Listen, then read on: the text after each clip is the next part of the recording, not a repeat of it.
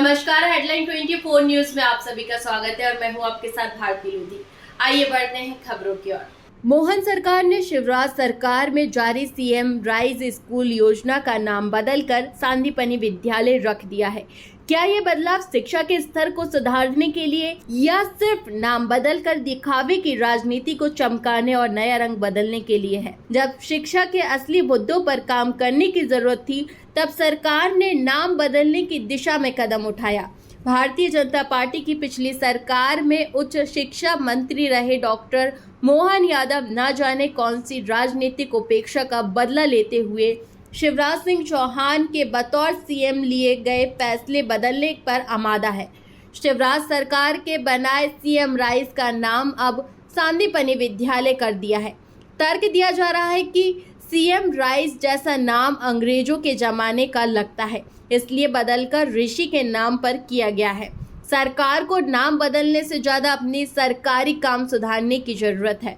मध्य प्रदेश में स्कूली शिक्षा पर 7 साल में सरकार ने 80% खर्च बढ़ा दिया।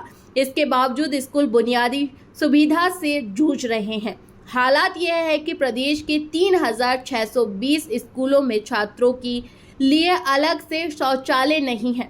स्कूलों में 12 लाख से अधिक बच्चे घट गए। आज भी 13,198 स्कूल सिर्फ एक शिक्षक के भरोसे चल रहे हैं। यदि सीएम शिक्षा मंत्रालय के UDISE की जनवरी 2025 में जारी रिपोर्ट ही पढ़ लेंगे तो नाम की बजाय काम पर ध्यान देंगे। रिपोर्ट चीख रही है 10,702 स्कूलों में बच्चियों के लिए बनाए गए टॉयलेट किसी के काम नहीं आ रहे। 7,966 स्कूलों में हैंड वॉश की सुविधा नहीं है। 7,422 स्कूलों में पीने के पानी की सुविधा नहीं है। भारतीय जनता पार्टी का काम केवल नाम बदलना है। अभी सीएम राइज स्कूल कुछ दिनों पहले ही चालू किया गया था। इसके बाद में सीएम नाम अब संदीपनि कर दिया गया है। नाम बदलने से शिक्षा व्यवस्था नहीं सुधर जाती है, लोग शिक्षित नहीं हो जाते हैं। मध्य प्रदेश की सरकार जो भारतीय जनता पार्टी की 21 साल से सरकार रही है, जिसमें घोटाले पर घोटाले हर विभाग में होते जा रहे हैं। अब मैं कुछ आंकड़े हैं मध्य प्रदेश के जो शिक्षा विभाग के, मैं सभी के सामने रखना चाहूंगा। और मुख्यमंत्री जी ने घोषणा की है, मैं शिक्षा मंत्री मुख्यमंत्री जी दोनों से आपसे पूछना चाहता हूं, केवल नाम बदलने से शिक्षा और स्कूल सब अच्छे हो जाएंगे क्या? शिक्षा की सुविधाएं अच्छी हो जाएंगी क्या? मध्य प्रदेश में लगभग 92,000 स्कूल हैं, ऐसा डाटा जो आ रहा है कि 92,000 स्कूलों में से लगभग 13,000 स्कूल जो हैं जो बंद होने की कगार पे हैं। कुछ डाटा ये भी आया है कि 5500 स्कूल ऐसे हैं जिनमें एक भी छात्रों ने प्रवेश नहीं लिया है। क्या उनको कब सुधारा जाएगा? और लगभग 25,000 स्कूल ऐसे हैं मध्य प्रदेश में जिसमें केवल 10 से 20 छात्र हैं उन स्कूलों में। क्यों नहीं छात्र आ रहे? क्योंकि वहां पे जो मध्य प्रदेश में लगभग 80,000 पद खाली पड़े हुए हैं, जो स्कूलों में शिक्षकों की व्यवस्था नहीं है।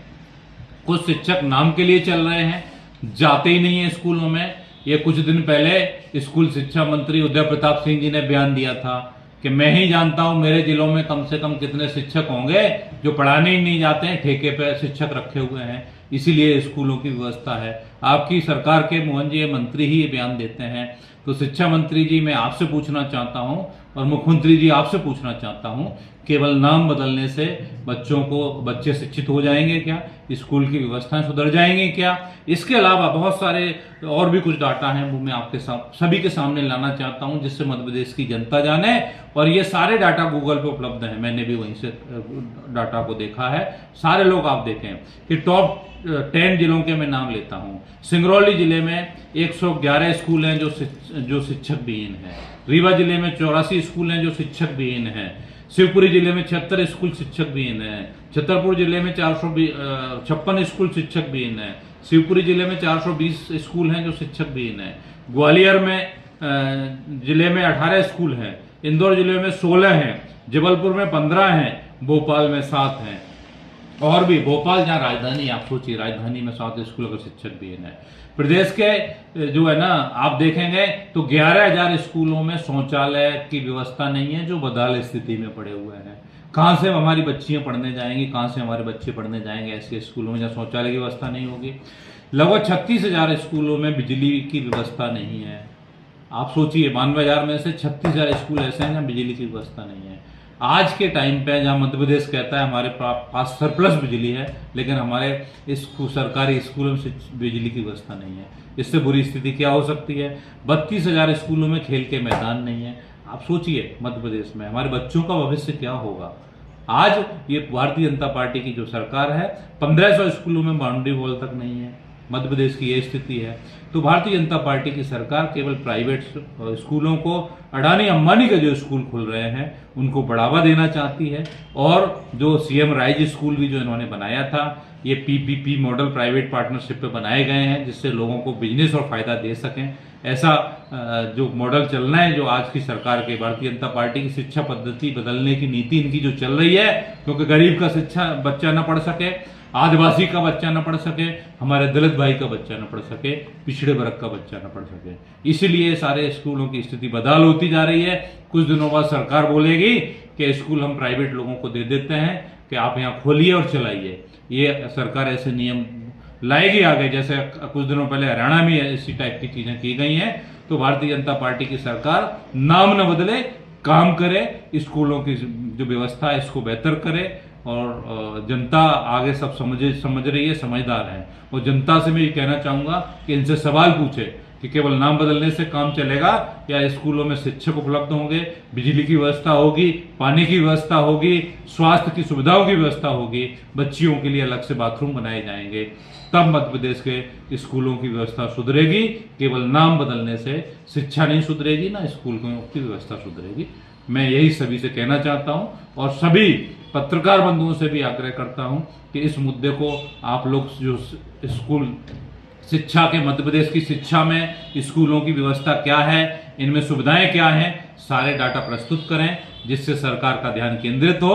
और केवल जो भाई लूटने में सरकार लगी हुई है कि हमने नाम बदलने से शिक्षा बदल दी, तो ये भी दूध का दूध पानी का पानी सब सामने आ जाएगा। समाजवादी पार्टी मांग करती है कि केवल सुविधाओं पर ध्यान दिया जाए, तब शिक्षा व्यवस्था सुधरेगी। शिक्षकों की नियुक्ति पर ध्यान दिया जाए, जो लगभग 80,000 पद खाली पड़े हुए हैं इनको भरा जाए। कब भरेगी सरकार, मैं पूछना चाहता हूँ।